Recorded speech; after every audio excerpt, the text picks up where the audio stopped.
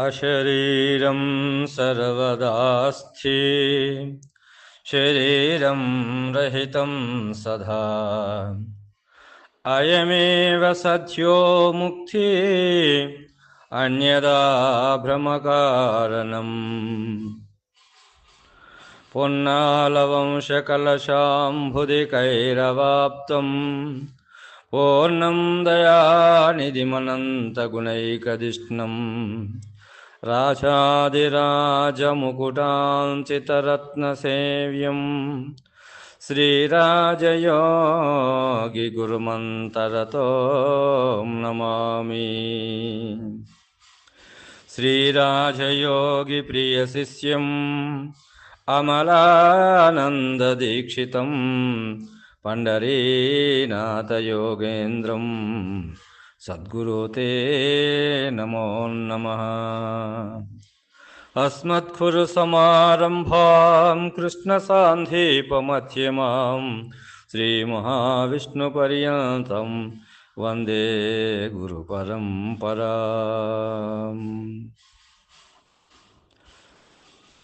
శ్రీ శివరామ దీక్షిత అచల సాంప్రదాయ పరంపరా గురువులందరికీ వందనములు.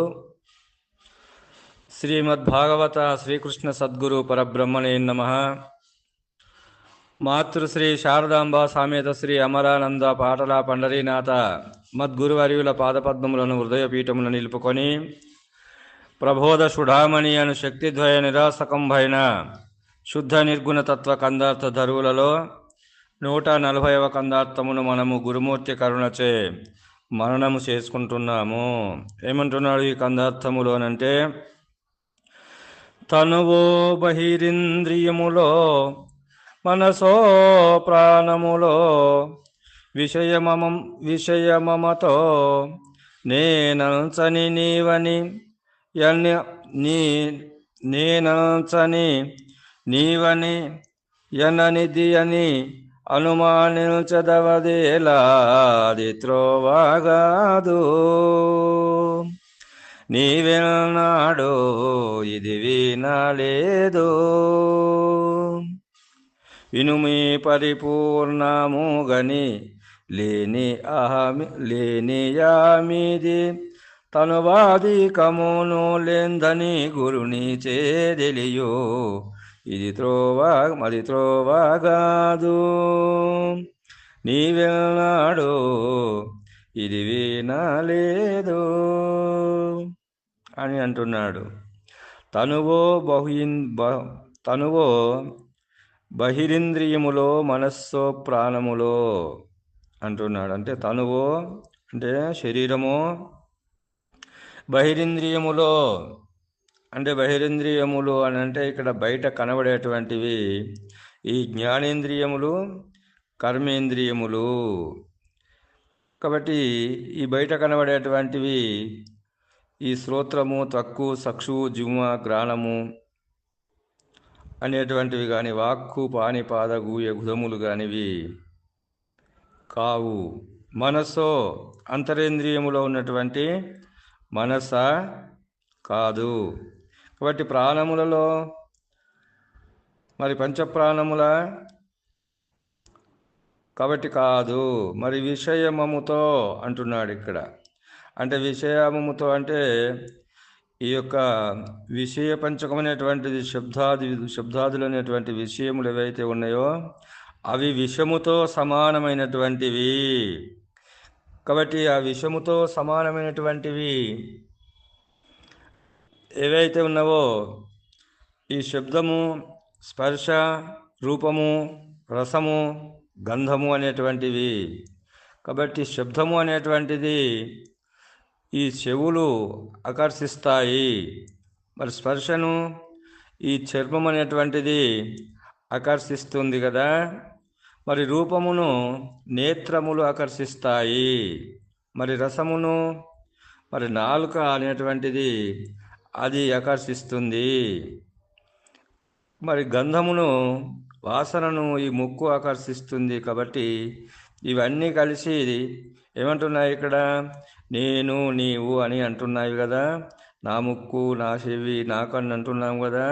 ఇవన్నీ కూడా మరి నేను నీవు అనేటువంటి వాటినే ఆకర్షిస్తున్నవి. కాబట్టి ఈ ఆకర్షించేటి ఏవైతే ఉన్నావో నేనంచని నీవని అననిది అని అనుమానించదవేళ అది త్రోవగాదు అని అంటున్నాడు. కాబట్టి ఈ ఆకర్షించేటువంటి ఈ నేననేటువంటి వస్తువును గూర్చి విచారించుటలో నేను నీవను అభిమానపూర్వకమైన గుర్తెరిగే తెలివి అని మొదలుగా గల గుర్తులతో కూడుకున్న పలు సందేహాలతో ఈ జిజ్ఞాస గావించు అటువంటి ఈ మార్గము ఇది శబ్దస్పర్శ రూప రసగంధములు అనేటువంటిది ఇది విషయ సహితమైనటువంటి ప్రపంచం యందు ఈ త్రోవ కానీ మరి నేను చెప్పేటువంటి త్రోవ ఇది కాదు. కాబట్టి అది త్రోవ కాదు, నీవెన్నాడు ఇది వినలేదు. కాబట్టి నీవెన్నడూ కూడా ఈ మార్గాన్ని నీవు అన్వేషణ చేయలేదు. కాబట్టి నేను చెప్తున్నాను ఈ మార్గమును విను అని ఇక్కడ మనకు గురుమూర్తి మరి ఈ మార్గాన్ని ఎవరు తెలుసుకున్నారు అంటే ఇది ఋషిప్రోక్తమైనటువంటిది, ఋషులు కనుగొన్నటువంటి మార్గం ఇది. మరి ఆనాడు ఋషులు కనుగొనలేదా అంటే కనుగొన్నారు. ఋషులు కనుగొన్నటువంటి మార్గం ఏదైతే ఉన్నదో అది మరి అప్పుడు వాళ్ళు చెప్పలేదా అంటే చెప్పినారు. ఎవరికో ఒకరికి మహనీయులైనటువంటి ఇప్పుడు మరి ఆ ఋషులైనటువంటి వశిష్ఠ మహర్షి అనేటువంటి ఆ ఋషి ఆ మార్గంలో ఉన్నటువంటి అప్పుడు ధనులు కాబట్టి వీళ్ళు త్యాగం చేసినటువంటి వారు ఎవరిక్కడ అంటే మనకు ఆ కృతాయుగంలో కనబడరు. కాబట్టి మనకు ఇక్కడ త్రేతాయుగంలో కనబడ్డారు కదా. రాజ్య పరిపాలనలో పరిపాలించినటువంటి రాజు ప్రభువు ఎవరిక్కడ అంటే శ్రీరామచంద్రమూర్తి. కాబట్టి ఆ శ్రీరామచంద్రుడు అనేటువంటి వాళ్ళు త్యాగధనులు కాబట్టి త్యాగమూర్తులు. కాబట్టి ఆ కాలంలో త్యాగమూర్తులు అనేటువంటి వాళ్ళు ఉన్నారు కాబట్టి వారికి ఇది అవసరము పడలేదు అప్పుడు. కాబట్టి ఆ త్యాగమూర్తులు అనేటువంటి వాళ్ళు మరి అప్పుడు ఉన్నారు. మరి త్రేతాయుగంలో ఉన్నారు, ద్వాపారయుగంలో కూడా ఉన్నారు. మరి శ్రీకృష్ణుడు మరి అప్పుడు సాందీప మహర్షి దగ్గరికి పోయి విన్నాడు దీనిని అంటే అప్పుడు ఋషుల చేత సాందీప మహర్షిచే ఇది విన్నటువంటిది శ్రీకృష్ణ ప్రభువు. అప్పుడు ప్రభువే కదా మరి ఆయన.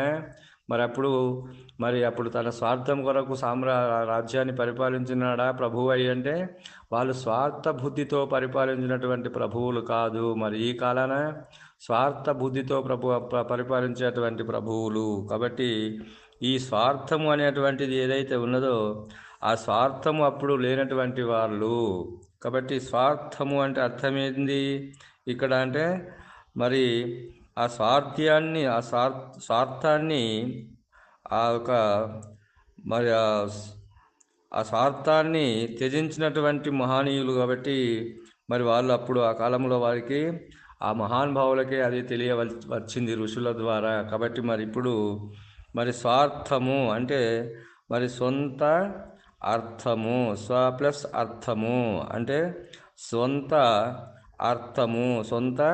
అర్థము నాది సంపాదన, నా పిల్లలు, నా పైసలు, నా ధనము నాది అంటున్నాం కదా. ఈ అర్థం అనేటువంటి దాన్ని సంపాదించేదంతా ఏది ఇక్కడ అంటే ఈ నేను అనేటువంటిది. కాబట్టి ఇక్కడ ఈ స్వార్థము అనేటువంటిది ఏదైతే ఉన్నదో మరి ఈ నేననేటువంటి దానిని ఇక్కడ త్యాగం చేయాలి. ఈ నేననేటువంటి త్యాగం చేసినప్పుడే నీవు ఈ మార్గములో ప్రయాణించినట్లు. ఈ మార్గము ఎలాంటిది మరి ఇక్కడ శివరామ దీక్షిత సిద్ధాంతం అనేటువంటి మార్గము ఎలాంటిది ఇక్కడ అంటే నిన్ను నీవే త్యాగం చేసుకోవాలి. కాబట్టి త్యాగం చేసుకున్నారు కదా మరి మహానుభావులు. అప్పుడు శ్రీరామచంద్రుడు రాజ్యాన్ని త్యాగం చేసి అడవులకు పోయినాడు అంటే ఆ త్యాగబుద్ధితో పోయినాడా పోలేదంటే పోయినాడు. మరి ఇప్పుడు చేస్తారా ఎవరన్నా? కాబట్టి ఇప్పుడు ఈ స్వార్థం అనేటువంటి సొంతం కోసం చేసుకునేటువంటి స్వార్థం ఏదైతే ఉన్నదో ఆ డబ్బు ఖర్చు పెట్టాలి, మళ్ళీ డబ్బు సంపాదించుకోవాలి. కాబట్టి ఖర్చు పెట్టాలి, సంపాదించుకోవాలి, ఖర్చు పెట్టాలి, ఇంకా దానికన్నా అధికంగా సంపాదించుకోవాలనేటువంటి స్వార్థపూరితమైనటువంటి బుద్ధే కలుగుతుంది. కానీ మరి ఆ స్వార్థమైనటువంటి ఆ బుద్ధిని త్యాగం చేసేటువంటి లక్షణాలు ఉన్నాయా ఎవరికన్నా అంటే ఎవరికీ లేవు ఇప్పుడు ఈ మార్గంలో. కాబట్టి ఇప్పుడు ఈ నేటి కాలం ఎట్లా ఉంది అంటే స్వార్థ బుద్ధితో ఖర్చు పెట్టాలి, ధనాన్ని సంపాదించుకోవాలి అని చెప్పేటువంటి వాళ్ళే స్వామీజులు, ప్రభువులు ఎంతోమంది చెప్తున్నారు. కానీ ఆచరిస్తున్నారా? కాబట్టి ఆచరించటం లేదు. కాబట్టి ఆ త్రోవ కాదు నేను చెప్పేటువంటి త్రోవ. దీనిలో ఈ త్రోవలో మరి యొక్క నీ స్వార్థం అనేటువంటిది, కాబట్టి నేననేటువంటిది అనే త్యాగం చేసుకోవలసి ఉన్నది. కాబట్టి నేననేటువంటి దానిపై త్యాగం చేసుకోవాలంటే మరి భార్యను విడిచిపెట్టాలనా, పిల్లలను విడిచిపెట్టాలనా, సంపదను విడిచిపెట్టాలనా, మరి యొక్క కుటుంబాన్ని విడిచిపెట్టాలనా, లేకుంటే సంఘాన్ని వదిలేయాలనా? వదిలేసిపోయినారు కదా సన్యాసులు. అట్లా సన్యాసిస్తే ఇది త్యాగమా అంటే కాదు. కాబట్టి భార్య ఉండవాలి, పిల్లలు ఉండవాలి, గృహము ఉండవాలి. ఇది గృహస్థ ధర్మము. కుటుంబం ఉండవాలి, పాలన ఉండవాలి, ప్రభువులు ఉండవాలి, నీవు ఆ గ్రామం ఉండవాలి, ఆ గ్రామంలో సంఘం ఉంటుంది, సంఘంతో నీవు అందరితో ఉండవాలి. అందరితో ఉండి నీపై ఉన్నటువంటి అభిమానాన్ని వదులుకోవడమే ఈ మార్గము. తనను తానే త్యజించడం అంటే, తనను తానే త్యాగం చేసుకోవడం అంటే ఏంటిది? ఇక్కడ త్యాగం చేసుకోవడం అంటే సావడం కాదు. అంటే శరీరాన్ని త్యాగం చేయాలంటే ఈ శరీరం లేకపోయినాడే మేము త్యాగం చేసుకుంటాము కదా అని ఈ శరీరాన్ని త్యాగం చేసినట్ల కాదు. ఈ శరీరములో ఉండేటువంటిది ఏదైతే ఉన్నదో ఆ గుర్తెరిగేటువంటిది, మూలం లేని గుర్తెరిగే శరీరం అనేటువంటి దానిని త్యాగం చేయాలి. ఎవరికి త్యాగం చేయాలి దీన్ని అంటే గురువునకు అర్పణ చేసుకోవాలి. గురువునకు అర్పణ చేసుకున్నటువంటి ఇది ఈ మార్గము. ఈ మార్గములో అర్పణ చేసుకున్నటువంటి వాడు ఎలా ఉండాలి అంటే స్వార్థ బుద్ధితో లేక మెదలాలి. నాది అనేటువంటిది కానీ, నీది అనేటువంటిది కానీ, సంపాదించాలి అనేటువంటిది ఎట్లా సంపాదించాలి? లేకనే సంపాదించవాలి, లేకనే తినవాలి, లేకనే ఉండవాలి, లేకనే సంసారం చేయవాలి, లేకనే జీవనము గడపవలే. కాబట్టి లేని సంసారము లేని తాను లేకనే వ్యవహారము చేసి లేకపోవలే. ఇది మార్గము. కాబట్టి ఈ మార్గము నీవు వినలేదు నాయన. కాబట్టి మరి ఇలాంటి మార్గాన్ని నీకు తెలియజేస్తున్నాను అని ఇక్కడ మనకు చెప్తున్నాడు కృష్ణ ప్రభువు. ఏమంటున్నాడు ఇక్కడ? అది త్రోవగాదు నీవెన్నాడు ఇది వినలేదు.